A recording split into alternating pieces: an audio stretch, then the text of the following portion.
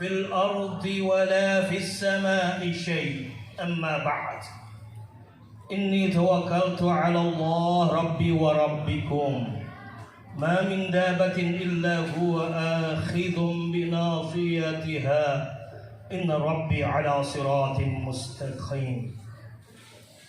Hadaratul mukarramun, para habaib wal muhtaramun, para kiai wal asatiz, dan yang sama-sama kita hormati, kita cintai. Alhamdulillah, tadi ada Ustaz Reza ya.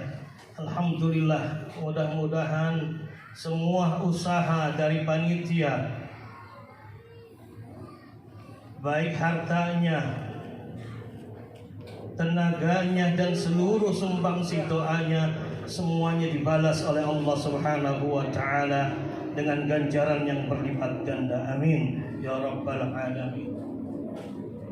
Juga yang kita sama-sama hormati, perwakilan dari wali kota Allah Subhanahu wa Ta'ala, pada malam hari ini hati kita bergetar karena cinta kepada baginda Rasulullah sallallahu alaihi wasallam. Sampai saat ini, sampai jam ini dan detik ini, jam 11 kurang 7 menit, kita masih terus di tempat ini. Kita masih terus berusaha untuk meyakinkan hati kita tentang bagaimana kita bisa mencintai baginda Rasulullah sallallahu alaihi wasallam.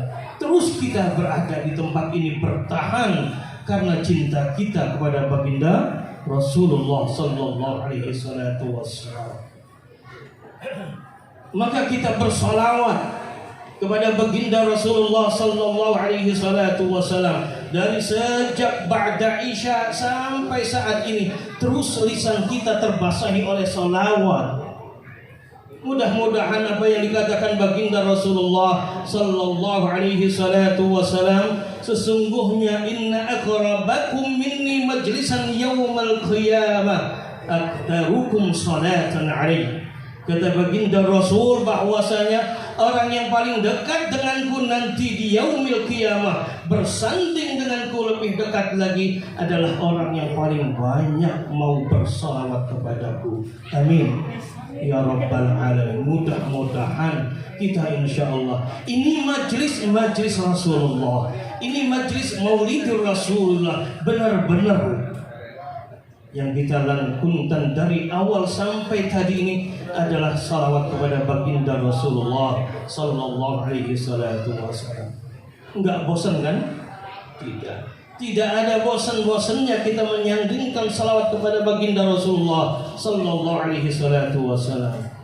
Maka alhamdulillah di majelis yang mulia ini kita berkumpul bersama dari majalis-majalis pengajian-pengajian. Kita berkumpul di sini untuk menunjukkan rasa cinta kita kepada baginda Rasulullah sallallahu alaihi wasallam. Para hadirin, para habaib, para kiai, para asatiz, mungkin kita berkumpul sekali lagi di sini untuk apa kita mengingat, untuk apa kita memperingati Maulidi Rasulullah sallallahu alaihi wasallam. Apa faedahnya? Untuk apa kita kumpulin uang? Untuk apa kita ngumpul secara jasad dan fisik kita di tempat ini? Jiwa raga kita hadirkan di majelis ini, memperingati Maulidi Rasulullah sallallahu alaihi wasallam. Untuk apa? Ma'asyiral muslimin yang dirahmati Allah Subhanahu wa Ta'ala, tentunya baginda Rasulullah sallallahu alaihi wasallam diutus oleh Allah Subhanahu wa Ta'ala adalah sebenar-benarnya rahmat yang Allah berikan kepada kita, seagung-agungnya karunia yang Allah berikan kepada kita umat baginda Rasulullah sallallahu alaihi wasallam. Rasul zatuhur rahmah, zatnya Rasul sendiri adalah rahmatan lil alamin. Ketika Allah Subhanahu wa Ta'ala berfirman, "Wa ma arsalnaka illa rahmatan lil alamin." Tidaklah aku utus engkau ya Muhammad, kecuali engkau secara fisiknya, secara pribadinya, dan secara maknawinya engkau adalah rahmatan lil alamin. Bukan hanya kepada bangsa Arab, bukan hanya kepada orang-orang Islam, bukan hanya kepada bangsa manusia, bukan hanya kepada bangsa binatang, tapi seluruh alam semesta. Engkaulah rahmat yang aku jadikan untuk mereka semua. Maka Allah juga pernah berpesan dalam Al-Quran kepada baginda Rasulullah sallallahu alaihi wasallam, "Qul bi fadlillahi wa bi rahmatihi fabidzalika falyafrahu huwa khairum mimma yajma'un." Katakan ya Muhammad kepada umatmu bahwasanya bifadlillah, hanya dengan karunia Allah, wa birahmatihi, dan hanya dengan rahmat Allah. Siapa karunia Allah terbesar yang Allah berikan kepada kita? Apa rahmat Allah terbesar yang Allah berikan kepada kita? Huwa zatu Rasulillah sallallahu alaihi wasallam. Dialah zatnya Rasulullah sallallahu alaihi wasallam. Maka wajar kita memperingati lahirnya baginda Rasulullah sallallahu alaihi wasallam. Kita bahagia, Allah berikan karunia terbesar kepada kita. Allah berikan rahmatnya terbesar untuk alam semesta ini dengan diutusnya dan dilahirkannya baginda Rasulullah sallallahu alaihi wasallam. Tidak bahagia orang yang tidak berbahagia akan kelahiran Rasulullah sallallahu alaihi wasallam. Enggak bahagia dunia akhirat orang yang tidak bahagia atas kelahiran baginda Rasulullah sallallahu alaihi wasallam. Ma'asyiral muslimin, para habaib, para guru, para kiai, para asatiz, tentunya kita ada di sini ingin berusaha. Mengapa kita memperingati Maulidur Rasul? Untuk apa kita memperingati baginda Rasulullah SAW akan kelahirannya?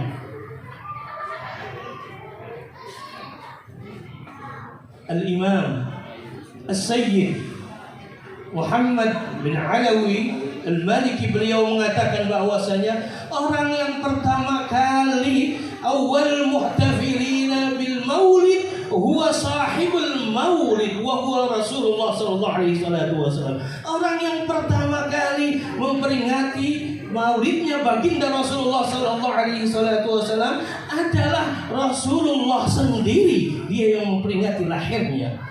Rasulullah memperingati maulid baginda Rasul, memperingati maulidnya diri sendiri. Ketika di dalam sebuah hadis dikatakan, "Lamma su'ila Rasulullah sallallahu alaihi wasallam an siyami yaumil itsnin." Ketika baginda Rasulullah sallallahu alaihi wasallam pernah ditanya tentang puasa yaumul itsnin, hari Senin, maka Rasulullah sallallahu alaihi wasallam mengatakan, hari Senin itu adalah innahu yauma wulidtu fihi wa yauma ub'atsu fihi. Bahwasanya di hari Senin lah. Kenapa Rasulullah sallallahu alaihi wasallam berpuasa di hari Senin? Karena Rasulullah mengatakan itulah hari di mana aku dilahirkan, dan itulah hari di mana aku diangkat menjadi Rasul, diutus untuk semua alam semesta ini, umat manusia ini. Maka Rasulullah memperingati hari kelahirannya dengan dia berpuasa.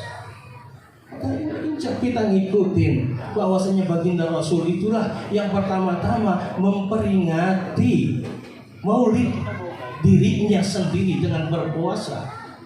Mungkin ada sebagian kita mengatakan bahwasanya yang mengawali untuk memperingati maulid Rasulullah SAW adalah dalam masa khilafah Fatimiyah. Bukan itu. Fatimiyah itu ada di Mesir ketika itu berkuasa pada tahun 900-an itu. Akan tetapi di dalam kitabnya bahwasanya Syekh Maliki itu mengatakan bahwasanya Rasulullah orang yang pertama kali memperingati kelahiran baginda Rasulullah sallallahu alaihi wasallam. Alhamdulillah kita sebagai umatnya ya, yang mengakui baginda Rasulullah sallallahu alaihi wasallam adalah kekasih kita. yang menyatakan bahwa Rasulullah SAW orang yang paling dicinta-cintai. Itulah yang diinginkan Rasul. Saat kita memperingati baginda Rasulullah SAW atas maulidnya, Rasul inginkan kita supaya kita mencintai beliau lebih daripada orang tua kita, lebih daripada keluarga kita, lebih daripada manusia secara keseluruhan. Begitu kata baginda Rasulullah SAW. La yu'minu ahadukum hatta akuna ahabba ilaihi min walidihi wa waladihi wan nasi ajma'in. Mengatakan demikian bahwasanya tidak beriman di antara kalian itu apabila belum bisa menjadikan aku Muhammad Rasulullah utusan Allah Subhanahu wa taala menjadi orang yang paling dia cintai dalam kehidupannya, dari kedua orang tuanya, dari anak istri dan keturunannya, dan dari seluruh manusia yang ada. Maka dengan peringatan Maulid ini, bismillah, kita pengen paham bagaimana mencintai baginda Rasulullah SAW. Belum ada apa-apanya yang kita berikan kepada baginda Rasul, dari harta, dari jiwa dan semuanya, terhadap apa yang Rasul berikan kepada kita. Belum ada apa-apanya cinta kita kepada baginda Rasulullah SAW. Meskipun kita bersalawat pagi, siang, sore, malam, semuanya itu tidak sebanding dengan apa yang Rasul cintakan kepada kita. Betapa Rasul itu mencintai umatnya, betapa Rasul itu sangat merindukan umatnya. Meskipun kita jauh dari zamannya, meskipun kita tidak pernah bertemu dengannya, kita mungkin bisa mencintai orang yang ada di hadapan kita. Mungkin kita bisa menghormati orang yang ada di hadapan kita. Mungkin kita bisa menghargai orang yang ada seduduk dengan kita. Kita bisa mencintai orang-orang yang dekat yang ada di samping kita, keluarga kita, orang tua kita, guru kita. Tetapi bagaimana kita bisa mencintai orang yang gak pernah bertemu dengan kita? Rasul nggak pernah bertemu dengan kita. Rasul nggak pernah berjumpa dengan kita. Apakah kita mampu untuk mencintai beliau dengan sesungguhnya, seikhlas hati kita? Maka sulit. Maka kita dengan berkumpul seperti ini, kita belajar mengenang sejarah baginda Rasulullah SAW, mengetahui perjuangan baginda Rasulullah SAW untuk menjadikan umatnya ini selamat dalam kehidupan dunia dan akhiratnya, rahmatan lil alamin. Inilah Rasul itu untuk menyelamatkan kita, untuk menjadikan kita pada jalan Allah yang lurus. Itu tujuan diutusnya baginda Rasulullah, tetap diakui sebagai saudara. Subhanallah. Ini cinta yang sebenarnya. Rasul mencintai kita tanpa batas. Nggak pernah melihat kita, nggak pernah berjumpa dengan kita, tapi diakui kita sebagai saudaranya, tapi diakui sebagai umatnya. Bahkan mohon maaf, subhanallah, kita yang pendosa, kita yang banyak salah, kita yang banyak kekeliruan, kita yang penzina, kita yang pemabok, tetap Rasul siapkan syafaat untuk mereka. Subhanallah. Tetap Rasul mintakan ampunan untuk mereka. Subhanallah. Kita yang pendosa, melakukan banyak salah, yang sering melakukan maksiat, yang sering meninggalkan salat, yang sering tidak melakukan perintah-perintah Allah, tetap Rasul siapkan syafaat untuknya. Subhanallah. Itu cinta ya.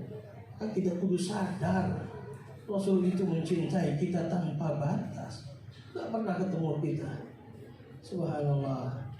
Dalam satu riwayat, Aisyah radhiyallahu taala anha berkata, "Lamma ra'aitu min Rasulillah sallallahu alaihi wasallam tiban nafsi." Ketika aku melihat baginda Rasulullah sallallahu alaihi wasallam, kondisinya lagi enak, wajahnya lagi ceria, kondisi fisiknya, kondisi hatinya lagi enak, maka Aisyah mengatakan kepada baginda Rasulullah sallallahu alaihi wasallam, "Ya Rasulullah, ud'ullaha li." Ya Rasulullah, tolong kau doakan untukku.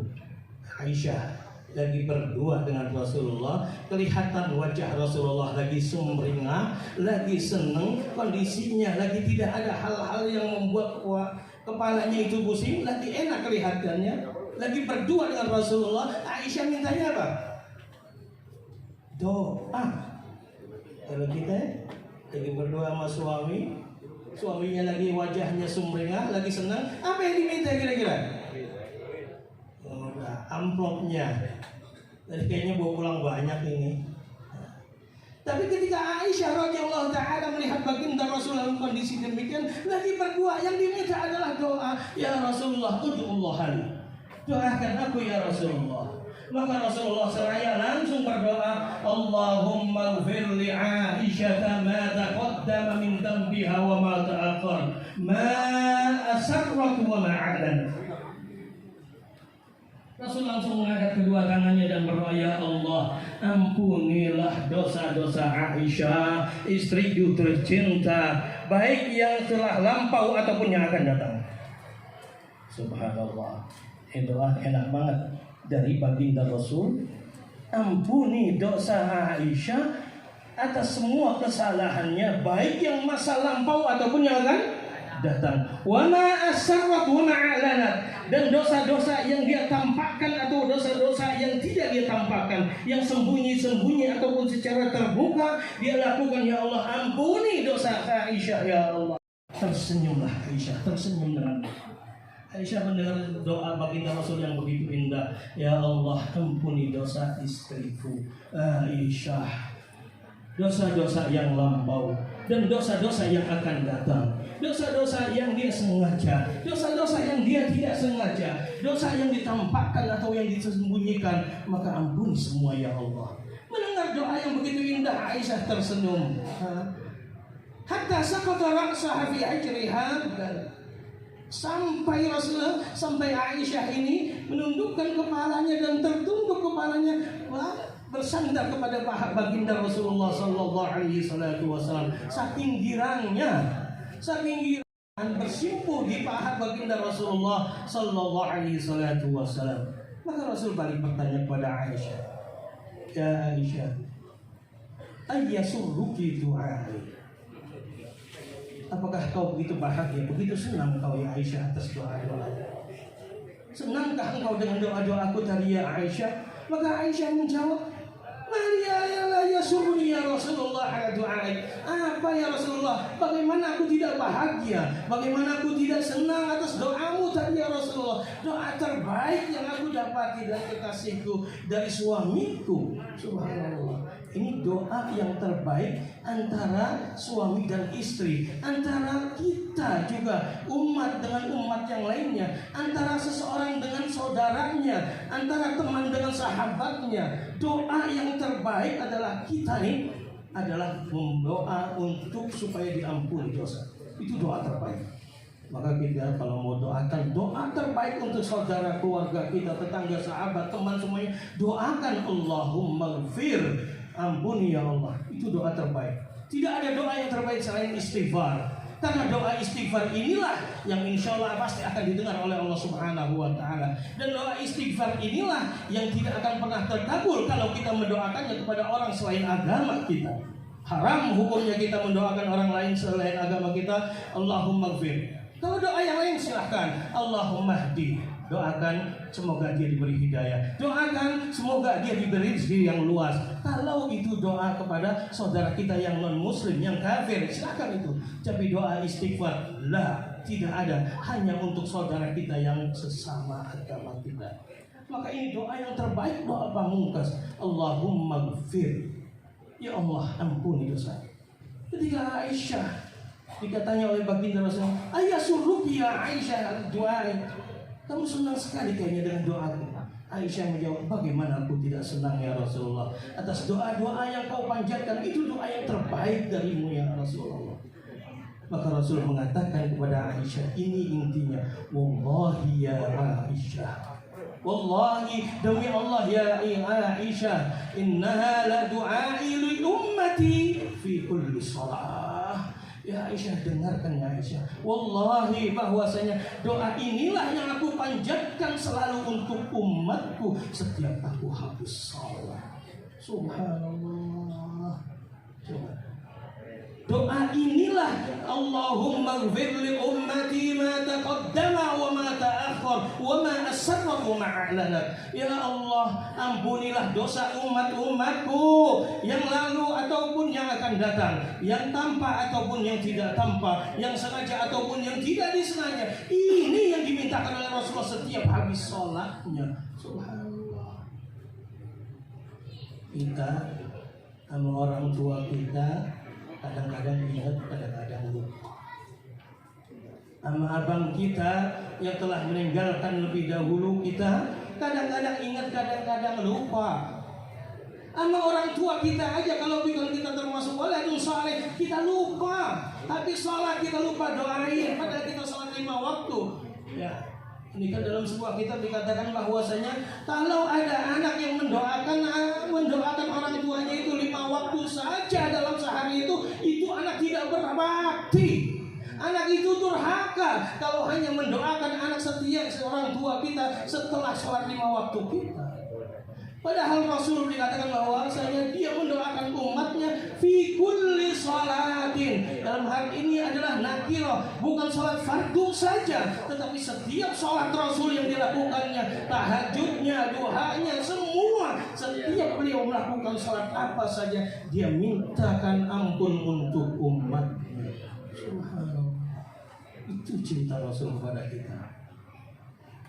Sebegitu hebat Rasul itu kepada kita. Nggak pernah melihat kita, nggak pernah berjumpa dengan kita. Bahkan dia tahu umatnya itu nanti banyak yang menjadi pendosa. Bahkan umatnya banyak yang menjadi penzina, banyak umat yang melakukan maksiat. Tetapi dia tetap mintakan ampun. Dalam sebuah riwayat juga bahwasanya baginda Rasulullah sallallahu alaihi wasallam pernah bersabda, "Inna likulli nabiyyin da'watun mustajabah." Setiap nabi itu memiliki doa yang sangat mustajabah. Dari Adam alaihi salatu wasalam ila habibina Rasulullah sallallahu alaihi salatu wasalam, dari lebih dari 1000 nabi, lebih dari 300 rasul, yang mesti kita kenal 25 rasul, semuanya memiliki doa pamungkas, da'watun mustajabah. Fata'ajjala kullu nabiyyin da'watah. Setiap nabi itu banyak yang setiap ada itu mendoakan dengan doa pamungkasnya sudah diambil semuanya. Musa alaihi salatu wasalam berdoa kepada Allah subhanahu wa ta'ala hingga terbelahlah laut yang ada di hadapannya. Nabi Nuh pun berdoa kepada Allah diselamatkan dari perut hiu. Banyak lagi doa-doa pamungkas yang sudah diambil oleh para anbiya. Lakin akan tetapi baginda Rasulullah sallallahu alaihi wasallam mengatakan dalam hadis ini, wa inni ikhtabatu da'wati syafa'atan li ummati yaumal qiyamah. Subhanallah. Akan tetapi aku simpan doa pamungkasku ini, akan aku jadikan nanti di hari kiamat menjadi syafaat untuk umatku. Ya Allah, kita pendosa, kita banyak salah, masih banyak melakukan maksiat. Tapi Rasul siapkan doa pamungkasnya untuk dapat menjelma menjadi syafaat untuk umatnya nanti di yaumul qiyamah. Subhanallah. Masyiral muslimin yang dirahmati Allah subhanahu wa ta'ala. Maka alhamdulillah peringatan maulid ini menjadikan kita ini supaya faham perjuangan baginda Rasulullah untuk menyelamatkan umatnya, mencintai umatnya dengan sepenuh hati, supaya kita juga faham bagaimana cara kita mencintai baginda Rasulullah sallallahu alaihi wasallam. Enggak cukup kita bersalawat siang dan malam kepada baginda Rasul. Yang pertama, ikutilah sunnah-sunnahnya. Sunnah-sunnahnya yang hakikinya adalah setiap kehidupan baginda Rasul. Semuanya mesti kita ikuti. Semuanya af'alu Rasulullah sallallahu alaihi wasallam dalam kitabnya Al-Mabadi Al-Awwaliyah. Al-Imam Abdul Hamid Hakim pernah mengatakan bahwasanya inna asla af'ali Rasulullah sallallahu alaihi wasallam al-iqtida illa ma dalla alaihi dalilun ala ikhtisasih. Sesungguhnya menurut Imam Abdul Hamid Hakim dalam kitabnya Al-Mabadi Al-Awwaliyah, mungkin kalau lulusan pesantren paham itu. Kitab Mabadi Al-Awwaliyah itu kitab dasar dalam usul fiqh. Kita belajar itu bahwasanya sesungguhnya asal dari semua perbuatan Rasulullah SAW adalah untuk diikuti. Illa ma dalla dalilun ada ikhtisasi, kecuali memang ada dalil yang mengkhususkan hanya untuk baginda Rasulullah sallallahu alaihi wasallam. Kalau tidak ada dalil yang mengkhususkan ini adalah untuk baginda Rasul, maka lakukanlah semuanya. Sunnahnya yang besar ada, sunnahnya yang kecil, yang gampang itu pun banyak. Jangan yang susah-susah. Pakai sendal kaki kanan itu sunnah Rasul, tariqatul Rasul, cara berjalan Rasul. Dari mana mulainya? Kanan.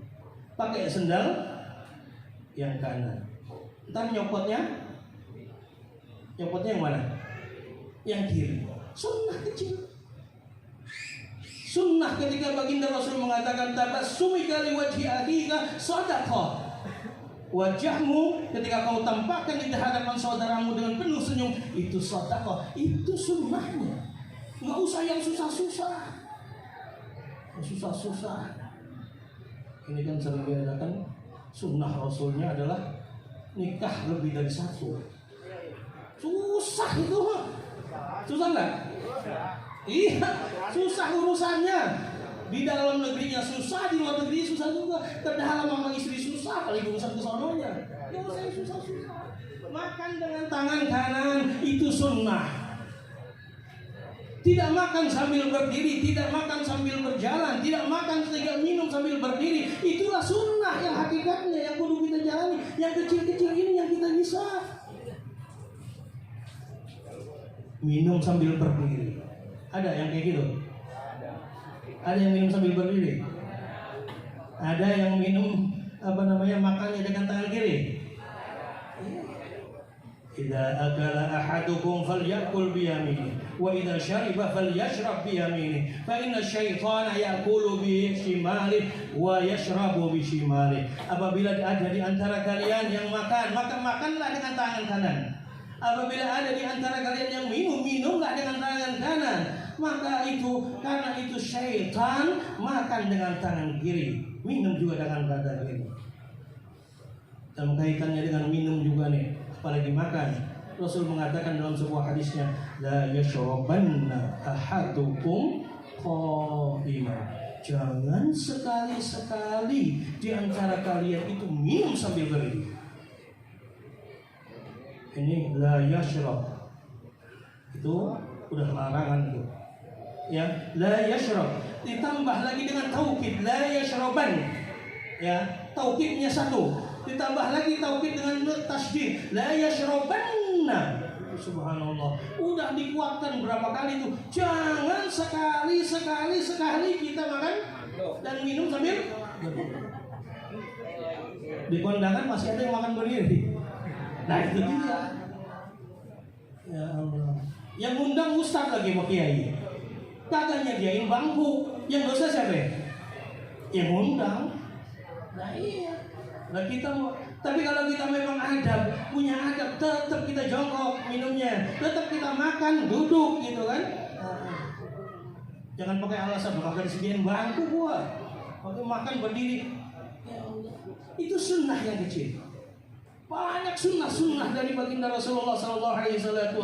Sunnah itu bisa sesuatu yang dianjurkan. Ma yudhabu ala fi'lihi wa la yu'aqabu ala tarki. Sesuatu kalau menurut hukum fikih itu adalah ma yudhabu ala fi'lihi wa la yu'aqabu ala tarkihi. Sesuatu amalan yang apabila kita kerjakan dia akan mendapat pahala. Apabila kita tidak kerjakan tidak mendapat. Jangan bilang kagak apa-apa. Pasti apa-apa gitu kan. Sunnah ini fungsinya adalah menambal sesuatu yang kurang dari kewajiban kita. Sunnah fungsinya adalah melengkapi sesuatu yang kurang dari kewajiban kita. Karena umumnya kewajiban itu kita lakukan dengan terpaksa. Karena umumnya kewajiban itu kita lakukan dengan tidak ikhlas, kurang. Salat 5 waktu kalau nggak dipaksa dikerjain nggak kira-kira? Kalau nggak dipaksa sholat lima waktu dikerjain apa kagak? Puasa Ramadan kalau memang tidak diancam, yang tidak puasa itu akan mendapat azab Allah, kira-kira dikerjain kagak? Kalau yang cuma sekedar kalau dikerjakan dapat pahala, tidak dikerjakan nggak dapat dosa, banyakkan kita tinggal. Tapi inilah fungsi dari sunnah, adalah untuk melengkapi kekurangan-kekurangan pada hal-hal yang wajib yang sering kita tinggalkan. Ma'asyiral muslimin yang dirahmati Allah Subhanahu wa taala. Mungkin ini enggak usah lama-lama ini, semua 12 masih ada guru kita, Habib kita yang akan memberikan, sebetulnya masih banyak lagi tentang cinta Rasul dan bagaimana hakikatnya kita mencintai Rasul. Akan tetapi insya Allah nanti kita lanjutkan di episode yang akan datang. Namun sebelumnya kami ada amanah ya dari sahibul majlis Kiai Haji Ahmad Junaidi, yang beliau memohon kepada kita semuanya jamaah yang hadir ini untuk sama-sama kita berjuang jalan Allah Subhanahu wa taala, baik dengan harta kita, baik dengan jiwa dan raga kita. Dalam kaitan ini, sahibul majlis Kiai Haji Junaidi sebagai pembina dari Yayasan Yatim Piatu, Pondok Pesantren Yatim Piatu, dan juga pembinaan muallaf yang diketuai oleh Ustaz Usman. Beliau sebagai ketuanya dan pembinanya Kiai Haji, guru kita Kiai Haji Junaidi Ahmad yang berada pondok pesantren ini di Parung, di warung ini, insya Allah memohon kepada kita untuk bisa berkontribusi, untuk beramal, menyisihkan sebagian dari harta kita. Insya Allah kalau mampu juga dengan jiwa dan raga kita bantu pembangunan asrama dari asrama yatim ini. Insya Allah, mudah-mudahan insya Allah orang-orang yang membantu dalam perjuangan Allah, tidak lain ganjarannya adalah Allah jadikan tempatnya nanti di mathwa jannatillahi subhanahu wa ta'ala. Allah sediakan tempat yang terindah. Apalagi ini adalah untuk asrama yatim. Insya Allah, karena baginda Rasulullah sallallahu alaihi wasallam, ana wa kafilul yatim kahataini fil jannah. Aku dengan orang-orang yang mau membantu mengkafil yatim, mau mengurusi dan membiayai anak-anak yatim, baik dari sekolahnya, dari pakaiannya, dari tempat tinggalnya dan yang lainnya. Insya Allah kata baginda Rasul kahatain, bagaikan dua jari ini yang saling berdampingan satu dengan yang lainnya. Mudah-mudahan kita yang punya ada sebagian rezeki, insya Allah sahibul majlis menginginkan